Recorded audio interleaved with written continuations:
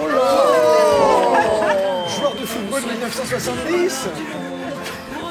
On dirait Beckham. Joueur des Pays-Bas. Moi, je me reconnais pas du tout. C'est notre David Beckham. Ouais, on dirait moi.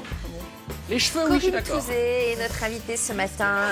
On la retrouvera bientôt au Festival d'Avignon. Elle reprend un rôle que nous n'avons pas oublié, une journée particulière. Sophia Loren, souvenez-vous, au cinéma, Ettore Scola avec Marcello Mastroianni. Absolument. Et Corinne sera donc sur scène du 6 au 28 juillet. Oui, donc dans le cadre du Festival d'Avignon, Théâtre du Chêne Noir, les répétitions commencent, je crois. Hein. Venez, Corinne, venez nous rejoindre. Les répétitions commencent, donc là, j'imagine que c'est stress à fond les ballons. Mais venez, vous êtes invité pour cette adaptation théâtrale pour la première fois, je crois. Non, ça a déjà été monté il y a une trentaine d'années. On a tous oublié. Par Jacques Weber. Voilà, mais c'est vrai que le temps a passé. Ouais. Et voilà, c'est Christophe Lidon donc, qui met en scène. C'est Jérôme Anger qui est mon partenaire avec Fabrice Michel Huguette. On va replanter le décor, Corinne, pour les gens qui auraient oublié. Ça se passe en Italie, on est en 38. En 38. Hitler vient rendre visite à Mussolini. Et qui est Antonietta, votre personnage ?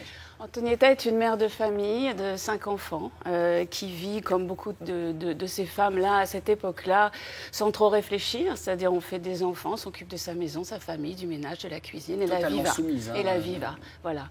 Le fascisme est là comme une énorme pesanteur, mais qu'elle a absorbée parce que c'est pas son problème. Son problème, c'est de s'occuper de sa maison et de faire en sorte que tout aille bien. Ce jour-là, qui est un jour donc vraiment qui a existé, des millions et des millions d'Italiens sont dans la rue. C'est le 8 mai 1938. C'est le 8 mai, absolument, absolument. Et elle reste seule parce qu'elle a trop de travail, elle reste à la maison, elle n'est pas du tout triste, elle n'est pas du tout abattue, c'est juste qu'elle a trop de boulot. Parce que tout Rome s'apprête pour le grand défilé organisé en l'honneur d'Hitler. En l'honneur d'Hitler, voilà, de cette rencontre-là. Et donc c'est une journée qui est lourde à porter pour Gabriel, donc, qui est interprété par Jérôme Anger, qui est lui... c'est le voisin. Voilà, qui est homosexuel et qui va se faire arrêter à la fin de la journée. Il le sait, il va partir en camp pour homosexualité. Parce qu'il est homo. Donc c'est une pièce qui va permettre à deux solitudes, à deux personnes qui n'auraient jamais dû se rencontrer, de se croiser, de discuter ensemble et finalement cette journée va bouleverser leur vie à tous les deux. Ouais. C'est la petite histoire qui rencontre la grande histoire, comme on dit. Oui, c'est ça. Et ce qui est très joli, c'est que c'est un ménate, c'est un petit oiseau qui va faire que ces deux personnes se rencontrent. Ce ménate s'envole par la fenêtre d'Antonietta et va atterrir sur la fenêtre du voisin d'en face. Et je pense que sinon, ils ne se seraient jamais rencontrés, puisque c'était au départ un long métrage, et très très belle. Voilà. Alors, on n'a pas encore d'image, puisque vous commencez les répétitions, vous êtes en plein dans le filage de texte, on vous sent tendu et stressé. Mais non, pas du tout, pas du tout. Ce qui est normal. En revanche, je vais très bien. En revanche, on avait envie de vous montrer un document, Sophie, archive de la télé. C'est Sophia Loren qui répond déjà aux questions du grand Michel Drucker. Elle qui avait évidemment joué ce rôle au cinéma. Michel lui pose une question par rapport au fascisme en Italie à cette époque. Regardez. Sophia Loren, vous étiez une toute petite fille en 1938, le jour où Hitler est venu rendre visite à Mussolini et toute la famille va se défiler. On va en reparler dans un instant. Vous n'aviez donc pas la maturité politique pour comprendre les événements de l'époque. Votre mère l'avait peut-être pour vous. Mais est-ce que dans ce contexte social de l'époque, vous étiez une petite fille du peuple, ça voulait dire quelque chose pour vous, le fascisme? Est-ce que quand vous avez grandi, est-ce que ça a voulu dire quelque chose de significatif? Ce que je me souviens de cette époque-là, c'était vraiment la faim, la misère, le froid. J'avais pas de chaussures, j'avais pas de vêtements pour m'habiller. Et tout ça, je ne peux jamais l'oublier. Oui. Et vraiment, maintenant que j'ai un peu d'argent, la première chose que je fais, j'achète des chaussures. Beaucoup de chaussures. Parce que vraiment, c'était un moment désespéré pour moi. Je disais qu'il y avait des points communs physiques entre ces deux femmes. Notamment sur l'affiche. On remontrait l'affiche, c'est incroyable. Je me souviens un petit côté qui est un compliment, comme Sophia Loren. Moi, je trouve vraiment sur l'affiche. Je dis rien parce que je l'adore et que je suis super touchée. Donc, comment ça s'est passé, la rencontre, non pas grâce au ménate, mais avec la pièce? Alors en plusieurs étapes, la première c'est Jean-Pierre Bouvier qui est un partenaire avec qui j'ai joué il y a 4 ans, qui m'a fait lire le manuscrit. Ensuite, je connais Ettore Scola parce que j'ai travaillé en Italie beaucoup à Cinecittà et je l'ai rencontré. Et Sophia Loren est quelqu'un que j'admire beaucoup et que j'ai réussi à rencontrer quand elle est venue tourner à Paris le film de Roger Hanin où elle incarnait sa maman. Et c'est quelqu'un qui m'a toujours énormément touchée, fascinée, attirée. Et je connais ses films presque par cœur. Celui-là, avec La Ciociara, c'est les 2 longs métrages qu'elle a tournés qui m'ont le plus bouleversée. J'étais trop jeune, j'ai attendu d'avoir l'âge, mais surtout d'avoir la possibilité de rencontrer le metteur en scène qui aurait envie de le monter comme moi. C'est-à-dire que la mise en scène de l'époque, il y a 30 ans, était très, très lourde, très chargée. Christophe a fait quelque chose de très aérien, très épuré, pour que ces 2 personnes puissent se rencontrer. Aussi, il a fallu théâtraliser, il a fallu moderniser. On est en 2013. J'ai le sentiment on va surprendre. Et en même temps toucher les gens. Ouais, on est en 2013, mais ça se passe en 38, donc c'est-à-dire 2013 dans la modernité. Non, moi je dis on est en 2013. Non, la pièce se passe en 38, pardon. D'accord. J'aurais dû mettre une virgule et des points de suspension. Je ne comprenais pas. Moi, ce que je trouve touchant, c'est votre carrière aussi, ces carrières de comédienne très populaire. Vous avez longtemps tourné pour la télévision et on sent bien qu'à un moment donné, vous êtes obligée de prendre les rênes de votre carrière pour faire évoluer, pour grandir, pour qu'on vous propose enfin des rôles différents. Et enlever l'étiquette de femme-fille de la télé. Ça colle. Et on sent que c'est un combat, ça doit pas être simple. Non. C'est un combat qui dure depuis longtemps déjà et qui est un peu effectivement lourd à porter. J'ai monté ma société de production, comme vous le savez, pour ça, pour arriver à faire autre chose, à prouver aux gens que je pouvais jouer d'autres personnages. Être populaire en France, ça devient une tare. Oui. C'est ça qui est fou. Populaire et surtout quand vous réussissez dans un domaine, Sophie, vous êtes dans un secteur, un rôle, en l'occurrence vous, à la télé, et beaucoup de vos collègues n'y arrivent Oui, encore alors moins la que récurrence vous, déjà est difficile à porter. Ensuite, la récurrence des séries policières est encore plus lourde à porter. Et il a fallu vraiment que je fasse un chemin seul, long. Et le théâtre m'a aidé à faire la transition entre cette récurrence et cette nouvelle carrière que j'ai envie d'avoir. Se produire au Festival d'Avignon, c'est retrouver une sorte de carte dans ce métier, parce que quand même là, voilà, on est au cœur du cœur de l'affaire. Là où ça me fait peur. Et donc, on vous souhaite après quoi, une tournée peut-être en France Alors écoutez, j'en rêve parce que le public, les gens qui m'aiment, qui vous aiment, Sophie, et qui regardent la télé, sont des gens qui vivent en province pour la plupart. Et je leur dois cette tournée parce que je leur ai promise. Donc maintenant, le Festival d'Avignon, il sert à ça. Il sert aussi à rencontrer des acheteurs, des tourneurs. Et il faut absolument que ce spectacle existe après le Festival d'Avignon. C'est pour ça qu'on le crée là-bas. Concrètement, ça se passe comment? Là, l'agenda de Corinne, c'est répète toute la journée, c'est quand ça se passe? Alors là, on répète tous les jours, puis on est dans la dernière ligne droite. On va partir pour la première fois parce qu'on a répété tout à Paris, dans une salle de répétition, et on va au théâtre pour la première fois la semaine prochaine. Donc on va se retrouver dans le décor, avec les lumières, avec les costumes, etc., pour la première fois la semaine prochaine. Donc on est un petit peu fébrile. Ensuite, on va faire des filages. Donc, la générale est le 5, la première est le 6, on finit le 28. On joue tous les jours à 15h45. Du Chêne Noir, voilà. 15h45. Voilà, oui.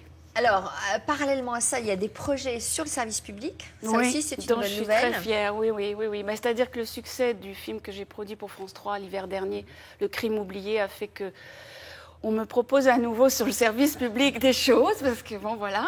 Si vous faites de l'audience, vous serez bien accueillis. C'est possible, donc maintenant, voilà. Et j'ai 2 beaux films à faire cet hiver pour France 2 et pour France 3. Le premier est un thriller qui est réalisé par Bruno Garcia. Et le deuxième, une très jolie comédie qui devrait vous plaire. Vous verrez, on en reparlera. Sophie, on ferme la parenthèse, qui est filmée par... une histoire d'amour. Est-ce que c'est compliqué, une histoire d'amour compliquée comme ça? Très compliquée, qui est filmée par Alain Schwartzstein. François Paul. Voilà, avec 2 très jolis rôles. Les sautets. Si vous parlez des sautés. Évidemment, je parlais des films des sautets. Bon, donc on vous donne rendez-vous au Festival d'Avignon pour aller applaudir une journée particulière. Corinne et Jérôme Angers. Parlez-en, on en a besoin. Fabrice Michel, Huguette Cléry, mise en scène de Christophe Lidon, du 6 au 28 juillet à 15h45 au Théâtre du Chêne Noir. Alexandre. Oh là là, la Côte d'Amour. Alors là, tout d'un coup, dans tous les sens, les mails, les SMS, les trucs, les machins. Je vais vous lire un des plus sympas quand même, parce que tout le monde nous dit qu'est-ce qu'elle est belle, elle nous manque ça, etc. Mais il y a Myriam qui nous dit impossible de trouver quelqu'un de mieux que Corinne Touzet pour ce rôle. Bravo. Elle s'appelle Myriam, elle nous a envoyé ce petit mot de Suisse. C'est vous qui faites la programmation musicale et depuis tout à l'heure, tout le monde me dit, pour Pierre Sang, il y a une seule chanson, c'est celle-là.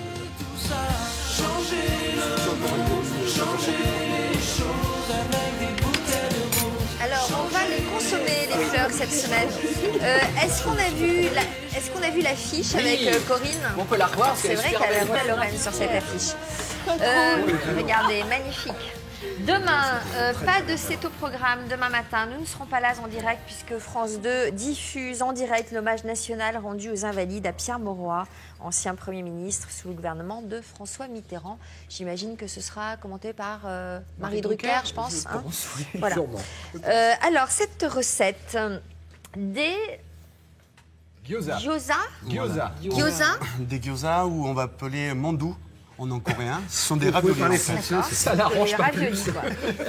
C'est des raviolis que j'ai farcis avec un peu d'échine de porc, de l'échalote, du poireau, avec de l'ail. Et je fais un mélange, on va dire, J'adore son accent. C'est un mélange de l'accent asiatique et d'accent du Sud. Alors ça donne un mélange assez improbable.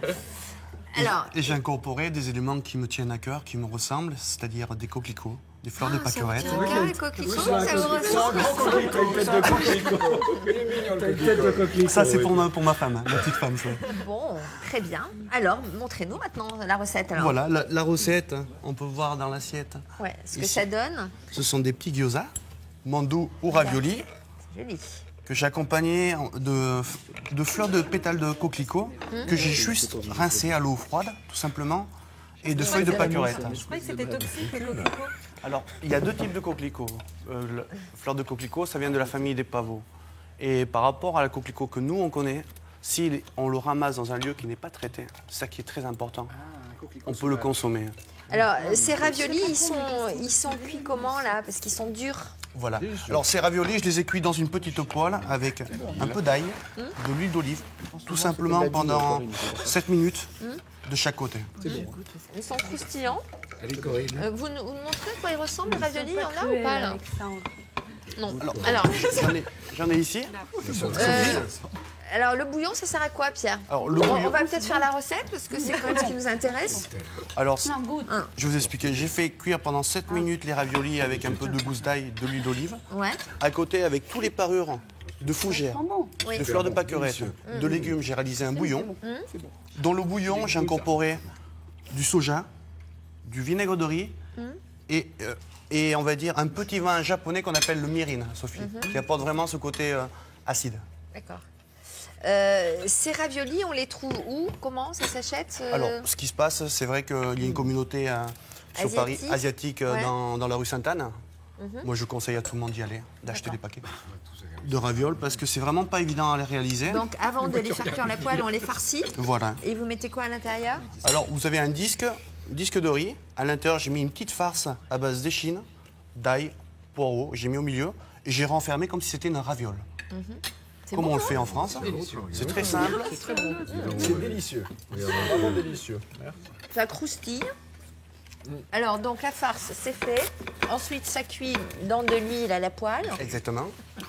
Et Alors, alors, qu'est-ce que vous faites du jus, alors? Du bouillon? Alors, c'est pas très visuel, mais vous voyez, là, on peut voir la petite poêle que j'ai utilisée pour cuire les mandous.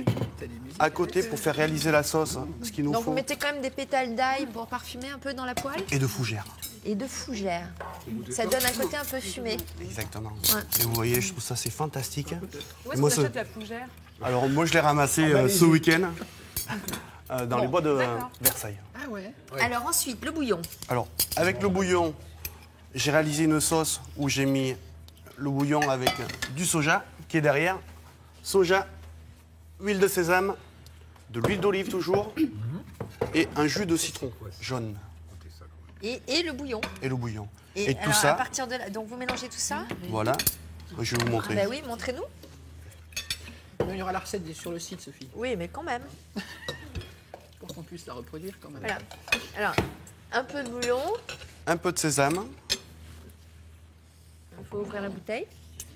Un Moi, peu je mets de du soja. Voilà.